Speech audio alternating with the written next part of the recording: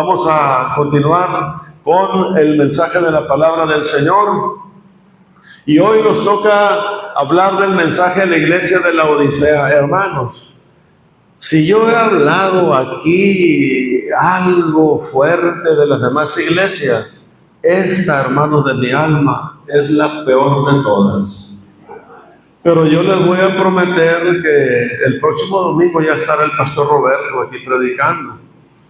Pero yo les voy a prometer que la última iglesia que me toca, que es la iglesia de Filadelfia, esa es la única iglesia que el Señor no le hace ningún tipo de reproche.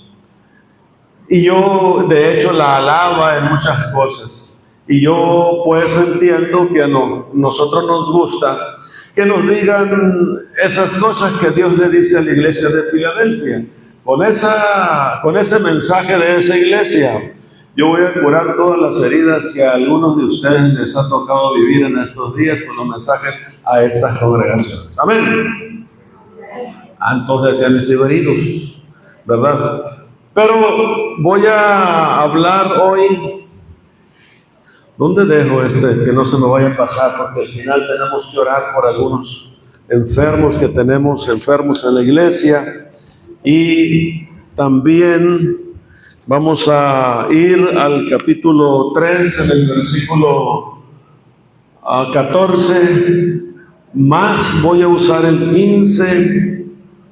Y también voy a llegar, si Dios nos permite, hasta el verso 22, el mensaje de la iglesia a la Odisea. Muy listos pues, porque con la ayuda del Señor y con el trabajo que hemos hecho para esto, vamos a empezar a compartir la palabra. Quédense allí y ahí está el primer versículo. Voy a dar los datos introductorios acerca de este pensamiento. La Odisea, hermanos, fue una iglesia o una ciudad que fue fundada por un hombre llamado Antíoco. Yo lo mencioné en el sermón del domingo pasado. Y su nombre, en el 261 aproximadamente, fue fundada esta ciudad, la Odisea. Y se llamó así en honor a la esposa de este señor. La señora se llamaba Laódice, así junto, la palabra junto. Laódice se llamaba la esposa de este señor. Y a honra y a honor de ella, la ciudad que él funda le pone la Odisea. Fue una ciudad muy próspera en aquellos días, en aquellos tiempos. Era una de las ciudades más ricas que existían en ese tiempo. Era una de las más ricas. Es allí, en ese lugar, donde existía un centro bancario más famoso de la época. Ahí en ese lugar, si había un centro bancario, pues había muchos circulantes, mucho efectivo. En el año 60 antes de Cristo, esta ciudad fue destruida por un terremoto totalmente. Fue destruida por un terremoto, pero tan fuerte era la cuestión económica de sus habitantes que ellos mismos la reconstruyeron en su totalidad sin pedir un centavo al emperador de Roma. Absolutamente, eran tan pudientes esos habitantes de esa ciudad que no necesitaron ayuda de los gobiernos ni de los emperadores a los cuales ellos rendían tributo. Y una de las fuentes de sus riquezas de esa ciudad era la producción de una lana negra. Con esa lana ellos manufacturaban ropa confeccionada o de primerísima calidad. Y como dijera la Olguita allí no se miraba pobreza, absolutamente nada. Así que la ropa que confeccionaban No eran como las camisas que yo traigo, ni los pantalones que yo traigo. No, era de primerísima calidad. También ellos, esa ciudad, tenía una escuela muy famosa, una escuela muy famosa en medicina. Por eso es que los versículos más adelante mencionan la cuestión del colirio. Pero ellos tenían la producción de un medicamento para los oídos y un medicamento que tenían también para los enfermos de la vista, que el escritor aquí le llama colirio, ¿verdad? Dice el colirio en tus ojos. Ahí está el versículo más adelante, ustedes pueden darse cuenta. Así que en esta ciudad había muchas, pero muchas mansiones. No había casas de Infonavit como las que tenemos nosotros ahora. Eran mansiones las que existían en esa ciudad. Pero toda esta riqueza solo llevó a sus habitantes a la búsqueda del placer. Solamente los lleva a la búsqueda del placer, porque en esa ciudad también había un enorme estadio donde se practicaba el deporte y atraía a mucha gente, a muchas personas, que era para ellos un placer estar contemplando el deporte. Había un hipódromo grande donde se daban el lujo de las carreras de los caballos. Había en esa ciudad muchas cosas donde los habitantes podían darse el placer. Había teatros grandes, había estadios, había hipódromos, baños termales y, por supuesto, en una ciudad tan famosa y tan rica, cada año había ferias y celebración de ferias. Las más famosas en mercadería se celebraban allí en esa ciudad. Gente de todas partes y de demás ciudades venían a la feria que ellos celebraban, una feria de mercadería, de exposición de las mejores telas, de las mejores ropas, de los medicamentos que producían. Era una ciudad dada al placer en un 100%. No había pobreza y no había tristeza, porque había dinero y tela de donde cortar. En este ambiente había la iglesia cristiana. En este ambiente estaba la iglesia cristiana, que al parecer esta iglesia fue establecida por un discípulo de Pablo que se llamaba Epafras, ¿verdad?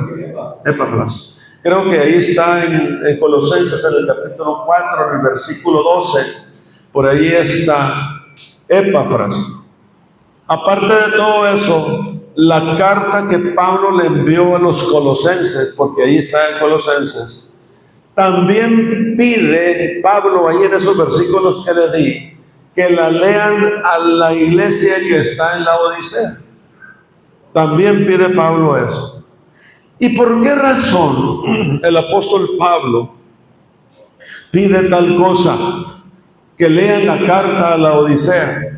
Porque la Odisea y Colosas tenía una distancia aproximada de 15 kilómetros. No había distancia lejana. Tenían relación las congregaciones entre Colosas y la Odisea. Y Pablo mismo envía y pide que esa carta sea leída también ahí. Así que el problema de esta gente, ya en el contexto que ya les he mencionado, pues es el orgullo y es la ignorancia y la soberbia provocado por la autosuficiencia y la complacencia. De esa manera estaban los hermanos en esa iglesia. Bien, ahora sí, voy a entrar y voy a dar lectura al versículo 14, que no tengo mucho que hablar de él. Mucho tengo que hablar, pero ya lo he hablado en otras ocasiones. El cual dice: y escribe al ángel de la iglesia en la Odisea: he aquí el amén, el testigo fiel y verdadero, el principio de la creación de Dios, dice esto. No hay duda absolutamente aquí que el Señor Jesucristo es el que está diciendo y está hablando esta palabra. Escribe el ángel de la iglesia en la Odisea: he aquí el amén, el sí, el que siempre ha sido, el sí, el testigo fiel, y es el verdadero, que es el principio de la creación de Dios, dice esto. No hay lugar a que la iglesia o la gente pueda pensar que esto no es verdad. No hay posibilidad de que la iglesia pueda caer en algún error de mentira, porque quien le está hablando está haciendo una presentación de lo que Él es y de lo que el Señor Jesús es desde el principio de la creación. Voy a decir una cosa aquí en este asunto, el principio de la creación de Dios. De allí es donde el movimiento arriano, los que estudiaron historia conmigo, estudiaron historia y la iglesia cristiana conmigo, me van a entender. Los que no estuvieron en esas clases no me van a entender. Pero de allí es donde saca la doctrina Arrio, un hereje en el siglo II de la iglesia cristiana, donde habla que Jesús solamente es una creación de Dios y no es el principio de todas las cosas.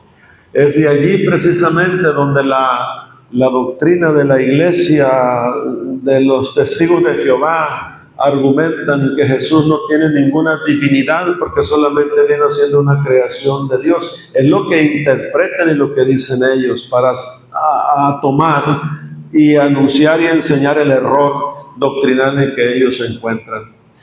En el versículo 15 al 17 dice: yo conozco tus obras, que ni eres frío ni caliente. Ojalá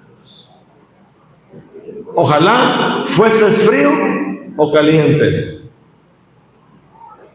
Pero por cuanto eres tibio y no frío ni caliente, te vomitaré de mi boca.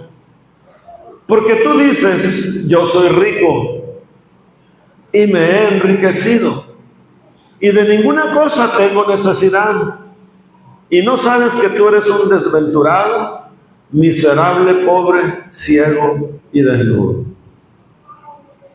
El Señor nos agarra confesados. Yo conozco tus obras, que no eres frío ni caliente.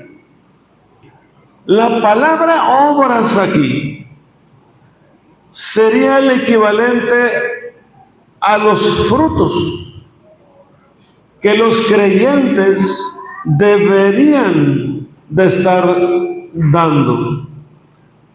En el Evangelio según Mateo, en el capítulo 7, verso 16, habla de que los frutos son el distintivo de cada hijo del Señor. Juan, en el capítulo 14, también, los que estuvieron el miércoles en clase, también con Rodolfo, ¿estoy bien o estoy mal? Capítulo 14.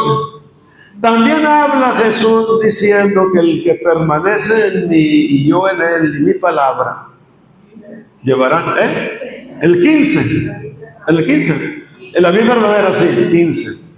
Bueno, uno más, uno menos. Pero qué bueno que están ustedes aquí como eruditos para ayudarme, pues si no me dan ustedes que el capítulo 15, ahí está también la exigencia de estar unidos a Cristo para que la iglesia pudiera llevar fruto, o las obras que ellos tenían que hacer. Así que En este caso, el Señor le reprocha a esta iglesia que no eran fríos y que no eran ni calientes. Es decir, ni amaban ni odiaban, ni eran tan malos, pero tampoco eran buenos, es decir, ni feos ni bonitos. Eran más o menos. Y es como a veces nos preguntan a nosotros, ¿cómo te ha ido? Más o menos. ¿Qué quiere decir con esa expresión la persona cuando dice más o menos? O sea, no me ha ido ni bien, ni me ha ido mal. Me ha ido más o menos. ¿Será que así habrá creyentes? Más o menos.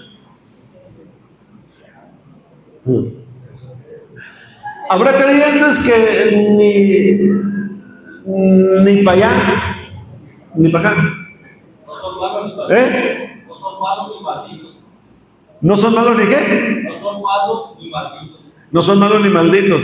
Pero la palabra malo viene de maldad y la maldad viene de maldito. Pero ¿será que habrá creyentes que no están ni allá ni acá? Yo les dije, hermano, les amo con todo mi corazón, pero así que no eran cristianos. Estoy hablando de la iglesia, lo dice. No eran cristianos ni eran mundanos. Bien, no noté esa frase, pero estaría muy bien. Eran cristinos, dice Lidia aquí. Ni cristianos ni mundanos. No se apasionaban por nada, pero también eran indiferentes. El agua caliente es útil para el baño, para bañarse, el agua caliente. Y el agua fría sirve para refrescarse del calor máximo o máxime cuando vive unos días calurosos en Ciudad Obregón, ¿verdad? El agua fría, un vaso de agua fría es agradable para nuestro cuerpo, nuestra garganta en un día caluroso. Y el agua tibia es agradable cuando uno se baña y es rico, bien suave. Máxime por la tarde-noche, porque te duermes muy a gusto después de un baño de agua calientita, ¿verdad? No sé que aunque me vean viejito, yo casi no me baño con agua caliente. No les voy a preguntar porque tampoco van a decir que ustedes porque no quieren ser viejos. Pero tomar el agua tibia, hermano, tomar el agua tibia es muy, pero muy desagradable. No sé por qué, pero a mí no me gusta el agua tibia. ¿A usted le gusta el agua tibia?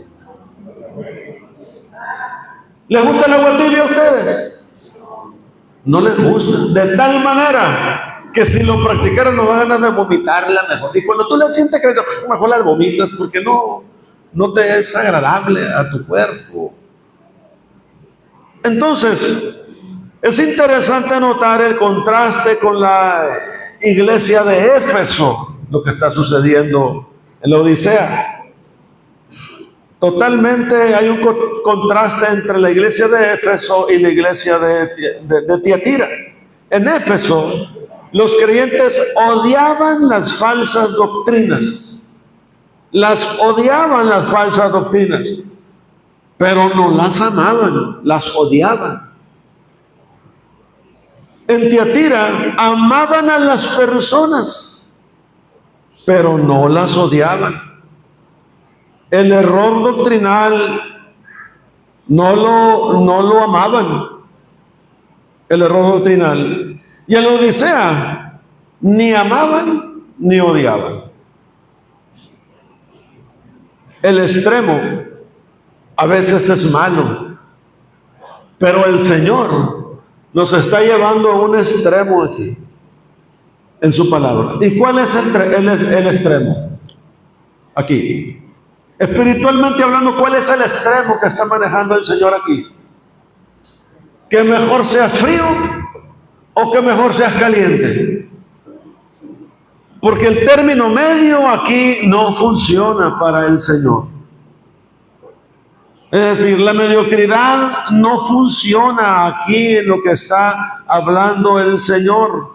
Así que de no ser frío ni caliente, la realidad es que cuando nosotros nos tomamos un trago de agua tibia y la regresamos hacia el suelo, hacia afuera, también el Señor hará lo mismo con aquellos que no son fríos ni calientes, por cuanto son tibios, los vomitaré. ¿De dónde? Ni siquiera va a intentar cruzarlos a su estómago. Es la analogía que está dando aquí. En el momento en que siente que el agua es tibia, él de su boca la va a desechar. Y en este sentido, también no va a dar oportunidad de entrada, sino que va a vomitar a aquel creyente que está o que anda tibio. En el versículo 16 dice: pero por cuanto eres tibio y no frío ni caliente, te vomitaré de mi boca. Estos cuates estaban en un grave peligro de ser vomitados, si no se arrepentían inmediatamente. Allá en el libro de Números, en el capítulo 18, en el versículo 24 al versículo 28, tú vas a encontrar una palabra similar a esta. Tú vas a encontrar una palabra parecida a esta. Así que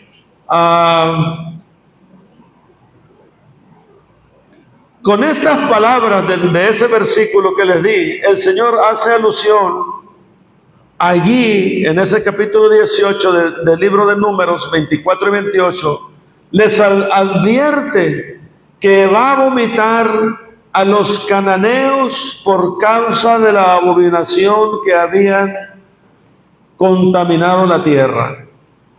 Ya están ahí, ¿verdad? Ya están checando ahí. Y les advirtió a los israelitas que también haría lo mismo con ellos si seguían las costumbres o las mismas costumbres de los cananeos. Pero al cabo del tiempo se olvidaron del Dios vivo, no escucharon a los profetas y fueron arrojados a la tierra y fueron llevados cautivos una vez más por Babilonia. Ahí está la advertencia. Era un asunto al que tenían ellos que prestar atención a lo que Dios les había dicho. Los vomitaré de mi boca si ustedes se involucran en las mismas costumbres de los cananeos. De tal manera que no hicieron caso, fueron expulsados de la tierra y fueron llevados cautivos a Babilonia. La tibieza de la iglesia de la Odisea al Señor le resultaba insoportable, la verdad, insoportable. El Señor no toleraba ese punto dentro de los creyentes de la iglesia. Pero, ¿en qué consiste la tibieza espiritual? Yo voy a decir unas cosas aquí, pero tú eres muy inteligente y comienza a pensar junto conmigo en qué consiste la tibieza espiritual de la iglesia en la Odisea y en qué consiste la tibieza espiritual en la vida de la iglesia hoy. ¿Y en qué consiste la tibieza espiritual en la vida de los creyentes hoy en nuestros días? Una de las cosas es la indiferencia a las cosas espirituales. a las cosas de Dios. No se preocupa por la instrucción bíblica. No se preocupa por la enseñanza bíblica. No se mortifica por esas cosas. No identifica el error doctrinal que pudiera existir en lo que escucha y en lo que lee. No se mortifica por eso. Es indiferente a los programas espirituales que su iglesia desarrolla, que su iglesia promueve en bien de nuestra estabilidad espiritual y en bien de nuestro acercamiento con el Señor. No se preocupa por las veladas de oración, no se preocupa por las reuniones de los departamentos. Lo mismo le da el viernes que el lunes. No se preocupa por las clases de los miércoles. No se preocupa mucho por el culto a las 10 de la mañana del domingo, llega a las 11, a las 11:30. No se preocupa mucho por esas cosas. No se preocupa por venir todas las semanas a la iglesia, ni venir los domingos. Viene cuando quiere, cuando le da la gana, pero no cuando el Señor dice. Viene cuando Él quiere, pero no cuando el Señor quiere. Se confunde con el mundo y no actúa como luz. Describe un cristianismo sin entrega verdadera. Va a la iglesia. Lo mismo le da llegar a las 10 que llegar a las 12. Yo no estoy hablando de ustedes, estoy hablando de la iglesia de la Odisea y de la iglesia que está ahí enfrente. De eso estoy hablando yo. Pero si te queda el saco, póntelo. Póntelo. Póntelo. No se le puede llamar nunca la atención porque luego tiene la mecha muy corta, se molesta, se enoja, rápido se enciende. Síntoma de problemas espirituales. Síntoma de problemas espirituales cuando nos hablan por teléfono, cuando nos escriben y luego dicen, ya me está escribiendo el pastor por un día que no fui a la iglesia. Ya me está hablando el pastor por un día que no, esto, otro. Voy a dejar de ir para que se les quite. ¿Y yo qué culpa tengo? Yo no tengo ningún problema. Me está poniendo nervioso, Lidia, con ese movimiento de tus dedos. Así. Así que todas estas cosas y otras más son producto de la tibieza espiritual. Así comienza el enemigo. Así comienza el enemigo a trabajar en la vida de los creyentes. No te preocupes, no te mortifiques, hombre. No pasa nada, eso lo dije el domingo pasado, esta frase, no pasa nada. Sigue así como estás, ¿para qué te mortificas? ¿Para qué te vas para los extremos, ni a un lado ni a otro? Sigue así, más o menos. Y así estás bien. Te noto que te sientas de una manera y te sientas de otra y te recargas y todo eso. Te vomitaré de mi boca, dice el Señor, por tu frialdad espiritual. Te vomitaré de mi boca. Si continúas así, te vomitaré de mi boca. Si continúas frío, tibio, perdón, te vomitaré de mi boca. Eso le dice a la iglesia, ¿verdad? Porque no eres caliente, porque no eres frío, porque eres tibio, te vomitaré de mi boca. Y luego dice el siguiente versículo, el 17. Dice, porque tú dices, ¿quién dice aquí? ¿Quién dice?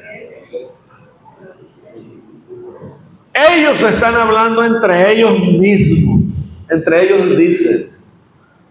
Porque tú dices, yo soy rico, y no lo dudo que sean ricos, porque yo describí la ciudad, el auge financiero que tenía, y me he enriquecido. Soy rico y me he enriquecido. Y de ninguna cosa tengo necesidad. Qué suave, ¿verdad? Porque yo tengo muchas necesidades, ustedes no. Pero ellos no tenían ninguna necesidad de nada, eran ricos. se habían enriquecido y no necesitaban absolutamente nada, en absoluto, nada necesitaban. Y no sabes la ignorancia.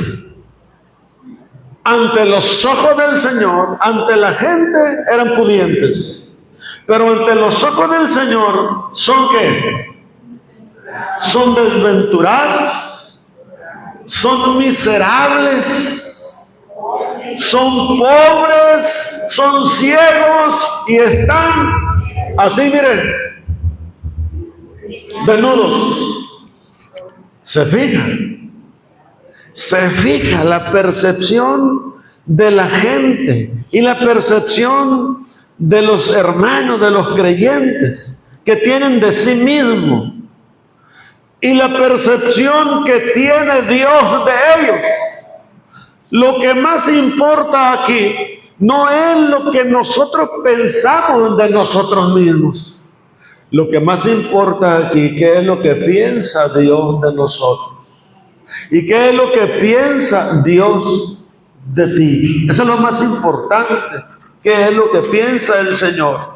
Pero qué bonito es que el Señor diga algo de ti, pero que no diga esto de mí, por favor. Qué bonito. Pero la expresión que circulaba en la iglesia y se movía entre ellos era que no me falta nada. Ellos sí, ¿cómo te ha ido? Muy bien, no me falta nada. A contraste de nosotros, más o menos. Ellos decían, no, me ha ido muy bien. Y estoy bien porque no me hace falta absolutamente nada. Todo tengo. Tú dices, es decir, ellos mismos filtran esta información entre ellos. Cada vez que iban a un servicio, se decían entre ellos, no me falta nada. Tengo todo. Soy rico. Me estoy enriqueciendo. Cada vez que ellos iban a la iglesia mencionaban estas palabras. Pero estas cosas no las menciona el ángel, el pastor de la iglesia. No las menciona, estas cosas no las menciona ninguno de ellos. Lejos están de mencionar estas cosas ellos. Estas cosas las menciona el Señor. El Señor les está diciendo estas cosas a esta gente. No hay peor error que negar y no ver nuestra realidad, amados hermanos. No hay peor error, engaño del enemigo, que no saber que nosotros no estamos haciendo bien. Tenían exceso de confianza en ellos mismos. Ellos creían que la riqueza material les hacía estar bien dentro de la iglesia. Les hacía creer eso porque se decían ricos y creían que eso les hacía estar bien. Creían que eso era la vida espiritual que podía vivirse dentro de la iglesia. Pero para el Señor ellos eran otra cosa. No eran lo que ellos pensaban. En su orgullo y en su satisfacción, ellos pensaban que tenían todas las cosas. Materialmente estamos de acuerdo, pero espiritualmente son unos pobres desnudos, unos pobres desventurados, unos ciegos y unos miserables. ¿Verdad que sí? Así dice. A los ojos del Señor son estas cosas. No lo dudo yo que los hermanos de esa iglesia pertenecían a la clase alta de la sociedad. No lo dudo yo que a la clase alta de la sociedad ellos pertenecían. Tenían dinero de sobra. Quizás su iglesia era el mejor edificio que estaba construido en esa área. Y quizá no estaban ubicados en un lugar a la periferia de la ciudad. Lo más seguro es que estaban ubicados en un lugar donde había tráfico, donde había pueblo caminando, gente. Lo más seguro es que estaban ubicados en un muy buen lugar, porque la gente rica, la gente pudiente, no se va a las orillas, se va al grueso y al centro de la ciudad. Es lo más seguro que ellos estuvieran en un lugar maravilloso, en buenas comodidades, donde ellos se reunían y tenían todo. Ellos no tenían un aire acondicionado como este más viejito que tenemos nosotros aquí. No. Ellos tenían lo mejor de lo mejor. Pero ¿sabe una cosa? Mire con lo que truena el Señor de su palabra y de su reino. Entonces, dice Mateo en el capítulo 13, versículo 22, en la parábola del sembrador, dice que el que fue sembrado entre espinos, este es el que oye la palabra, pero el afán de este siglo y el engaño de las riquezas ahogan la palabra y se hace infructuosa. Lo que quiero decir aquí es que no hay problema que las personas sean ricas. Qué bueno que fuéramos ricos todos y que tuviéramos pudiencia económica, financiera. Qué bueno. ¿Sabe cuál es el problema? El problema es el proceso entre aquí y aquí para que la gente se enriquezca. Este es el problema.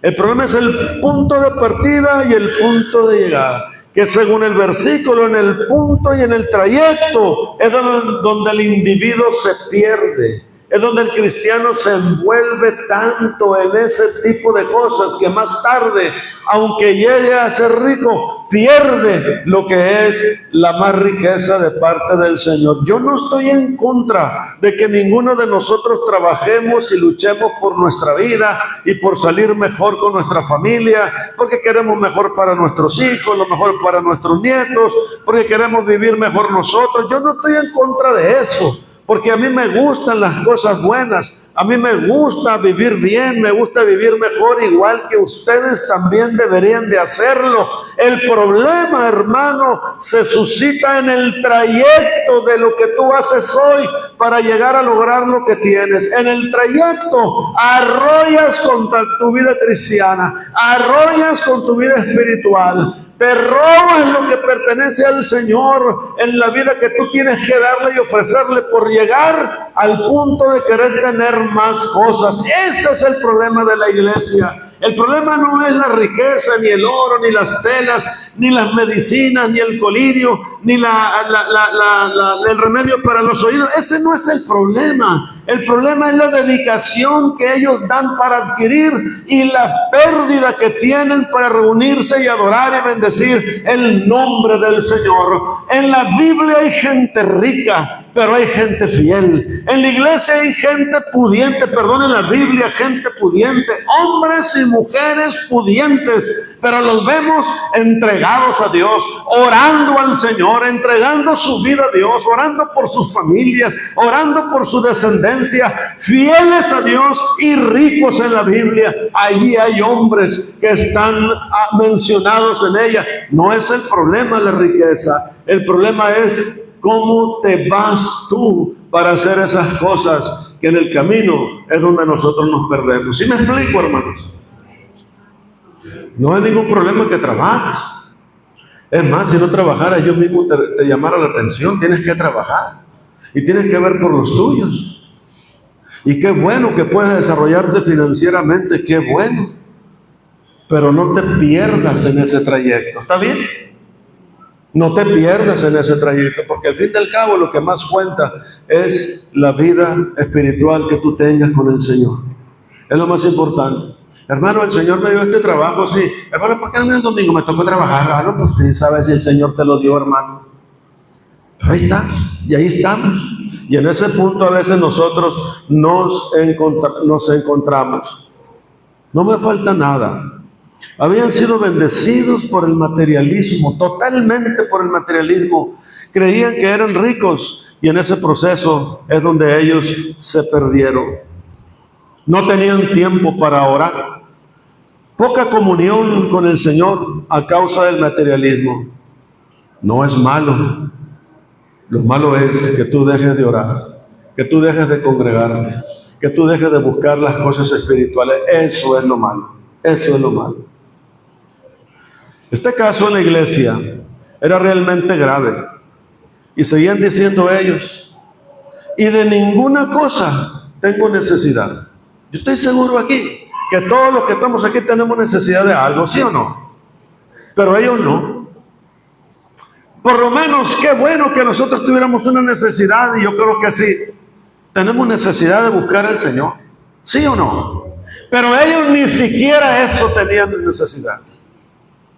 Porque se creían tan ricos estos camaradas, que ni siquiera buscar al Señor para ellos era una necesidad. En la condición en que ellos están, no tienen ni idea siquiera de lo que están diciendo. Nosotros tenemos necesidades físicas. A mí me duele una rodilla ahorita. Necesito que alguien ore por mí para que se me alivie el dolor de la rodilla. Esa es una necesidad. Pero también tenemos necesidad de acercarnos a Dios en oración. Yo tengo necesidad de acercarme más al Señor. Tú también lo tienes. Te duele un diente, te duele la muela, el brazo, te muere la cintura. Pero también tienes necesidad de acercarte al Señor.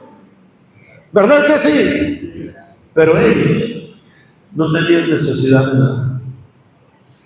Absolutamente nada. Le dolía un ojo, se echaban colirio. Si le dolía un oído, se echaban el medicamento. Si le faltaba un bien material, iban y lo compraban. Y necesidad de Dios, ni por aquí les pasaba.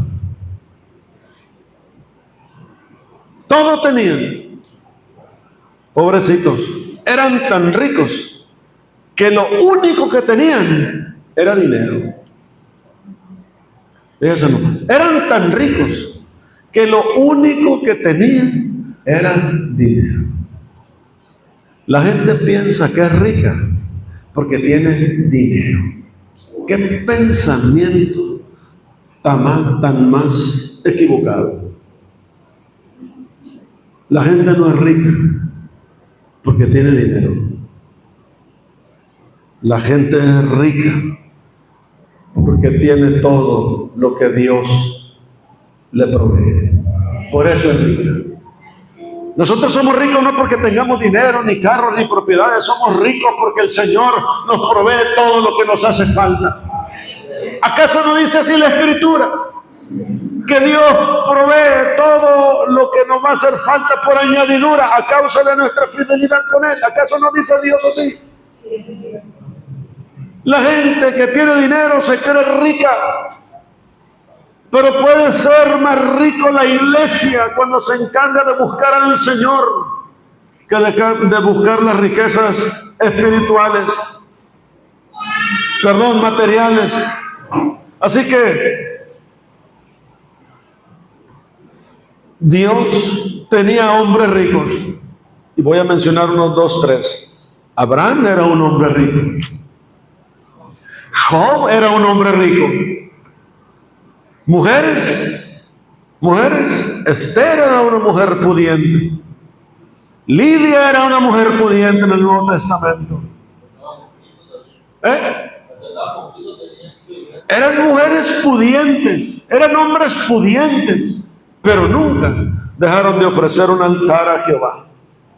Pero nunca dejaron de ir a la oración con el apóstol San Pablo, la hermana Lidia. Aunque era comerciante y lo que tú quieras, y tenía el cliente por irle a mostrar las telas que ella vendía, pero a la hora de la oración estaba donde el apóstol decía, a la hora de la oración. Esa es la riqueza espiritual de un hombre y de una mujer, la disposición de entregarse al Señor para serle fiel y para buscar su rostro cada día. No es el dinero, no son las cosas materiales, no son las cosas del mundo, es la búsqueda que cada uno de nosotros podamos hacer en bien de nuestra vida espiritual. Olvídese usted, porque más de uno va a escuchar lo que estoy diciendo allá afuera por la televisión o por su celular. Olvídese usted de la prosperidad que muchos predican y enseñan desde los púlpitos o las plataformas de los estadios. La prosperidad solamente proviene de Dios y no de las cosas que tú hagas. Y la prosperidad más grande que el hombre puede tener no son las riquezas materiales de este mundo, sino la vida espiritual que puede obtener buscando al Señor. De nada nos sirve ser tan adinerados o tener tantas posesiones si somos unos pobres desventurados, si somos unos pobres miserables, si somos unos pobres ciegos, si somos unos pobres desnudos. No se trata de esas cosas, se trata de buscar el rostro del Señor y ser un hombre y una mujer fiel al Señor hasta que Él venga por nosotros y venga por su iglesia. De eso se trata. ¿Qué más quisiera yo como pastor? Que todos ustedes fueran millonarios, porque yo también lo fuera. Pero no me importan esas cosas, ni nos importan esas cosas. En el trayecto te vas a perder. Lo que nos importa es que seas mejor creyente, que seas mejor hermano, que seas mejor hermana, que seas mejor muchacho, mejor muchacha, mejor hombre, mejor varón, mejor mujer, que seas eso delante del Señor. Eso es lo que nos importa. Porque lo demás, el Señor te lo va a dar como una consecuencia de eso. No te preocupes. No te preocupes ni te afanes. El Señor te lo va a dar. Producto a tu fidelidad a Él. Porque Él no se queda con nada. ¿Y sabes por qué? Porque Él es el dueño del oro y la plata. Porque Él es el dueño de todas las cosas. Él es el dueño de todas las cosas. ¿Por qué se afana el hombre excesivamente en esas cosas? Cuando Dios puede darte todas las cosas por cuestión de que solamente tú le busques. Versículos 18 y 19. Dice: por tanto, yo te aconsejo que de mí compres oro refinado en fuego. Oro refinado en fuego, no el que están sacando allá en la mina todavía, porque aquel viene impuro. El que está refinado en el fuego, de ese que lo echan, lo funden, el humo tira toda la impureza y queda pura calidad. De eso está hablando. Ustedes creen, miren el lenguaje que el Señor usa. ¿Ustedes creen que ellos, por lo que eran, no conocían este lenguaje de compra, de comprar? Ellos conocían perfectamente este lenguaje que está usando el Señor, que está usando Juan aquí, acerca de comprar, porque a eso se dedicaban ellos, a comprar y a vender. Por tanto, yo te aconsejo que de mí compres oro refinado en fuego. Entonces, en una mala interpretación pueden decir ellos: pues ¿dónde está el oro para comprarlo? Pero no se trata de eso. Para que seas rico, entonces sí vas a ser rico. Y vestiduras blancas para vestirse. ¿Ustedes creen que no sabían ellos de lana para hacer vestido? De ropa. ¿Ustedes creen que si ellos se dedicaban a la confección de ropa de primerísima calidad, ustedes que no creen que saben que ellos sabían muy bien acerca de vestiduras, de vestidos? Claro que lo sabían, perfectamente lo sabían, el lenguaje que el Señor les está hablando aquí, perfectamente lo sabían. Para vestirte y que no se descubra la vergüenza de tu desnudez. Allí ya como que la cosa no cuadra. y unge tus ojos con colirio para que veas. O sea que más de una vez ellos habían usado el colirio. Y quien sea puede decir, pues el colirio nosotros lo fabricamos aquí. El asunto de las telas, nosotros las sabemos aquí, del oro, no, pues nosotros estamos ricos en eso. Pero el lenguaje del Señor es: yo te aconsejo que de mí compres oro refinado. Esto significa que estaban tan ocupados en comprar otras cosas, estaban ocupados ganando dinero, que habían desatendido el principal negocio. Hacían negocios, hacían movimientos, hacían transacciones, pero el principal negocio de la vida eterna lo habían olvidado. Lo habían olvidado totalmente. Eran ilusos al querer comprar sin dinero y su riqueza material, o comprar con dinero la riqueza material, y no sabían que las cosas eternas no se compran con dinero. No hay un solo peso que pudieran ofrecer ellos, un solo centavo por la vida eterna. No hay nada que nosotros pudiéramos hacer materialmente hablando para adquirir la vida eterna. Cuando Felipe, de la iglesia de Jerusalén, del libro de los Hechos, fue enviado a Samaria, él y su familia, y allá en Samaria con los gentiles él empezó a predicar el evangelio. Y cuando estaban en un lugar público donde había tanta concurrencia, y la vida y el ambiente espiritual del Señor dentro de la congregación, y la prédica de Felipe, y la intervención de sus hijas como doncellas en los panderos, y la familia evangelista que estaba ahí orando y sanando a los enfermos, en la primera fila estaba un hombre sentado. Ya sabes quién es, ¿verdad? Ya sabes quién es. Que cuando llega Pedro y Juan de Jerusalén para ver lo que estaba sucediendo en Samaria, porque llegó a sus oídos que había un avivamiento hermoso y Felipe estaba predicando, llegaron allí, y cuando Juan y Pedro oraban por los enfermos y sanaban, y oraban para que fueran bautizados en Cristo, y hablaban lenguas y todas estas cosas, el hombre que estaba sentado ahí le dijo a Pedro: ¿cuánto dinero quieres para darme eso que tú tienes? Impuesto a comprar todas las cosas con dinero, Simón. Y él había hecho tantas cosas en sus brujerías y en sus magias, pero lo que Pedro y Juan estaban haciendo nunca lo había hecho. Y era algo que él quería adquirir, que cuando yo ponga mis manos sobre alguien, también sea bautizado con el Espíritu Santo.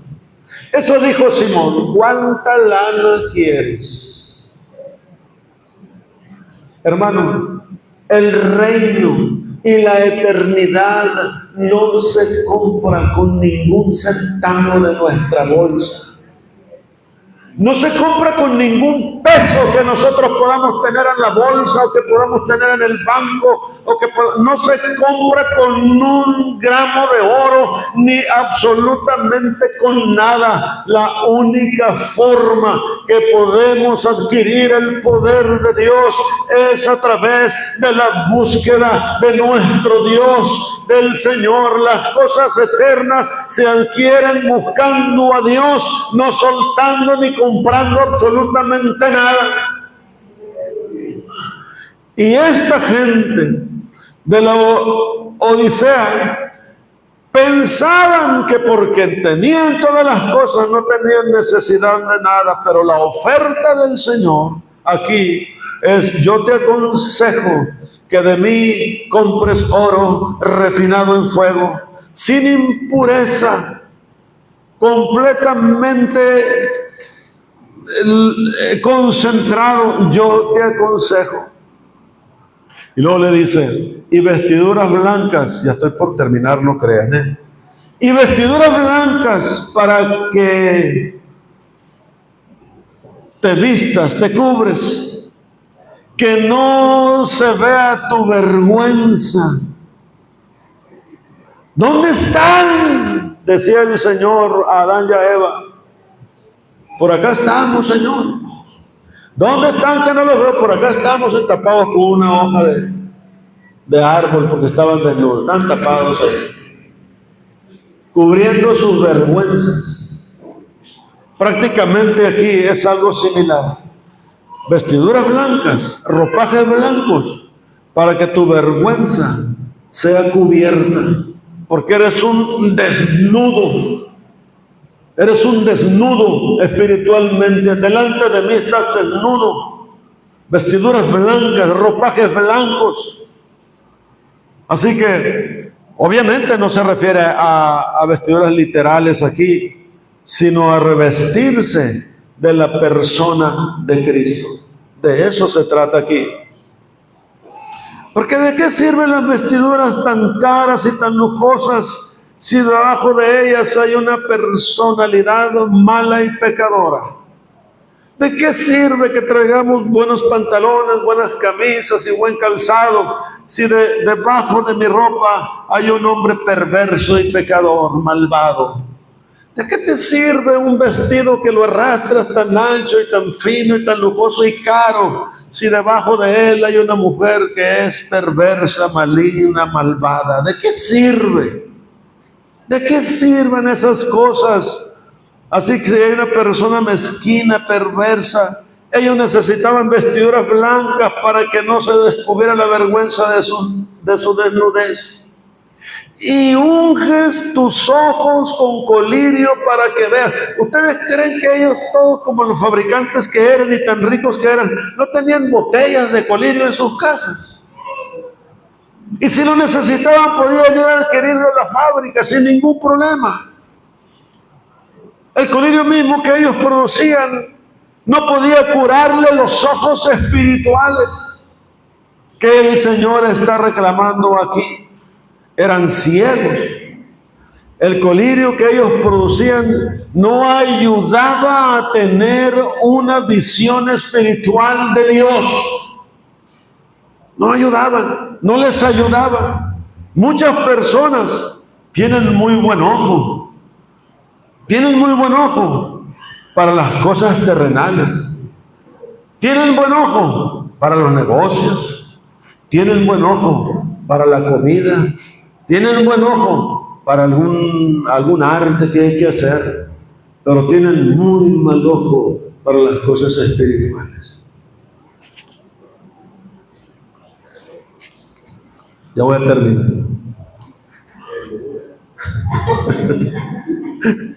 Bueno, hasta que digo un aleluya aquí. Qué bueno. Pero de lo que se está tratando aquí es de tener un buen ojo para apreciar la belleza de nuestro Señor Jesucristo. Eso es lo que se está tratando aquí. ¿Tienes buen ojo para el negocio? ¿Tienes buen ojo para los vestidos? ¿Tienes buen ojo para la confesión? ¿Tienes buen ojo para confesionar, perdón? ¿Tienes buen ojo para esto? ¿Tienes buen ojo para esto otro? Pero te hace falta un buen ojo para que logres contemplar la belleza de Jesucristo.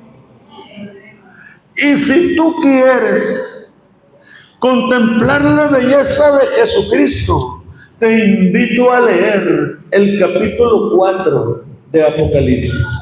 Léelo y te vas a dar cuenta un poco tan siquiera de la belleza y de lo hermoso que es nuestro Señor Jesucristo. Una belleza inexplicable, que que te vas a tener que hacer investigaciones para poder entender lo que es la adoración en el gran trono del Señor. Cuando tú veas esas cosas vas a entender lo bello y lo hermoso que es nuestro Señor Jesucristo. La verdad que sí. Y tú necesitas ojo para contemplar lo que nuestro Señor es en su belleza, en su hermosura. Tú necesitas buen ojo para eso. No apliques tu ojo a las cosas del mundo tan exagerado. No las apliques allí. Aplica tu ojo para ver la personalidad de nuestro Dios tan lindo y tan bello y tan hermoso que Él es para nuestra vida. Empieza a contemplar a Cristo realmente en lo que Él es. Que tu ojo sea usado para Él. Amén. Porque hay veces que no nos damos cuenta ni siquiera quién es nuestro Señor Jesucristo. Yo sé que murió en la cruz por mí, pero no mis pecados, pero no sé quién es. No logro contemplar tanta hermosura de Él. Lee el capítulo 4 y te vas a dar cuenta de lo que Juan vio. Porque es probable, porque me estoy viendo tentado para después de que yo comparta contigo la iglesia de Filadelfia, yo comparta un sermón de ese capítulo, de unos cuantos versos de él, para que sepas la hermosura que nuestro Señor tiene para nosotros. Qué belleza es el Señor Jesucristo, hermanos. Qué cosa tan hermosa es el Señor Jesucristo. Es mucho más bello que cuando por primera vez viste a tu esposa, cuando era tu novia. Yo veo eso y digo, cuando yo miré a mi esposa ahora por primera vez, yo dije, qué niña tan hermosa. Yo también era un niño prácticamente. Ella sabe de qué se trata este asunto. Pero cuando yo la veo, yo digo, esta niña es bella, hermosa. Tanto que me casé con ella. Bueno, incomparable a eso que vi en ella es la belleza de Cristo para mí y es la belleza de Cristo para tu vida. Así cuando viste ese viejo chaparro, panzón, canuzco, que te casaste con él y que por primera vez lo viste y dijiste, ay, este es mi príncipe azul. Cristo es más hermoso que eso que viste por primera vez. Amén, hermanos. También, cuando vieron los hijos se asustaron. No, es que ya nos descompusimos en el camino. Que no es que a mí no me caen las camisas, me quedan cortas, no porque crecí, sino porque me creció la barriga. Ya no estamos tan guapos como antes. Pero Cristo es más hermoso que cualquier cosa. Contempla la belleza de Cristo. Y voy a terminar con el versículo 20 diciéndote esto. He aquí, yo estoy a la puerta y llamo. Si alguno oye mi voz y abre la puerta, entraré a él y cenaré conmigo, y cenaré con él y él conmigo. Mira, hermanos, miren, problemas de interpretación que nosotros tenemos en ocasiones en lo que nosotros hablamos y decimos. ¿A quién le está diciendo? ¿A quién se le está dirigiendo esta palabra? ¿A quién? ¿A quién se le está dirigiendo esta palabra?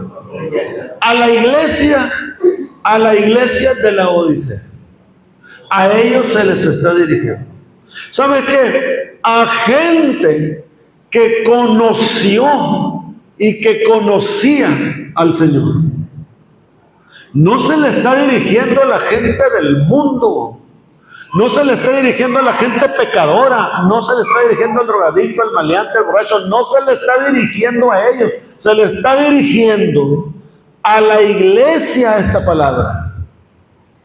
Y nosotros decimos a veces en las campañas, aquí yo estoy a la puerta y llamo, listo. No, hermano, no, se le está dirigiendo a la congregación. Y esto significa un asunto muy grave, porque este llamado el Señor no lo debe de dar a nadie que le es fiel y que vive espiritualmente hablando bien delante de Él. No se le debe de dar a nadie de creyentes fieles. Se les está dando a miembros que son infieles en la iglesia. Y Él dice: he aquí, yo estoy a la puerta y llamo. ¿Qué significa esto para usted? ¿Qué significa he aquí, yo estoy a la puerta y llamo? Significa, hermanos, que Cristo está fuera de la iglesia. Tú llegaste a la iglesia, ustedes llegaron a la iglesia, ustedes llegaron al servicio, ustedes llegaron al culto, y van a tener una liturgia, van a tener una predicación, y van a tener todo, pero yo estoy afuera de la puerta, tocándote para que me abras. ¿No es triste eso? Que mientras la iglesia está dentro, Cristo está afuera. ¿No es triste eso? Que la iglesia esté llena y Cristo esté afuera. ¿Qué significa eso? Significa que en la situación en que ellos vivían, provocaron y sacaron a Cristo de la iglesia. Y se quedaron ellos dentro de la iglesia. Y Cristo no está dentro de la iglesia. Cristo está fuera de ella, tocando para que le abran la puerta. ¿Verdad que sí? Para que se la abran la puerta. ¿Cómo puede ser eso? Si quien debe de estar dentro de la iglesia es Cristo, para dirigir nuestra vida, para hablarnos, para consolarnos, para sanarnos, para hacernos crecer espiritualmente. Él debe de estar dentro, pero en esta iglesia en la que estamos hablando, está fuera y está tocando fuera. Está tocando fuera para que le abran la puerta, porque quiere entrar con ellos, porque quiere estar con ellos, porque quiere ayudarlos, quiere bendecirlos, quiere sanarlos de los ojos, que vean, quiere darles de Él, quiere estar con ellos, y está toque y toque y toque a la iglesia. ¿Cómo es eso? ¿Qué no se supone que Cristo debe de estar dentro con ellos? ¿Qué no se supone eso? ¿Qué no se supone que Cristo tiene que estar aquí con nosotros, aquí dentro, y no fuera tocando? Quiero entrar, dice, déjenme entrar a la iglesia con ustedes, por favor. Ustedes que son ricos, que son millonarios, que no les falta nada, que no tienen necesidad de nada, por lo menos déjenme entrar, porque yo necesito que ustedes sean bendecidos, aunque ustedes digan que no, yo necesito. Y aquí yo estoy en la puerta y llamo, si alguno oye mi voz, yo entraré a Él, cenaré con Él y Él conmigo. El entrar con Él, el cenar con Él y Él conmigo significa un punto de comunión entre ambos. Nosotros decimos, para tener comunión con alguien, te invito a comer tal día, a echarle a platicar. Estoy hablando de ilustración, no estoy hablando de verdad, ¿cuánto usado? Porque al final me va a decir, pastor, ¿a qué hora y dónde? ¿Verdad, amigo? No, te creas, te invito a comer el día que tú digas y quieras y donde quieras.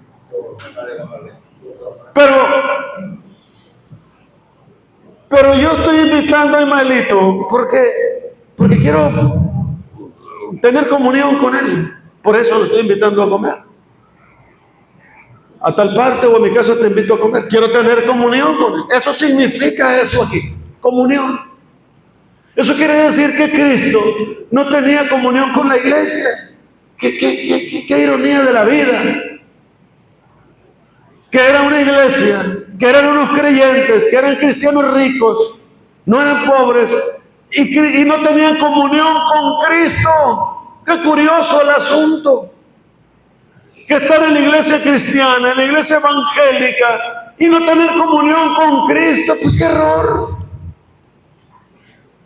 Lo que sí sé es que Cristo quiere tener comunión con nosotros.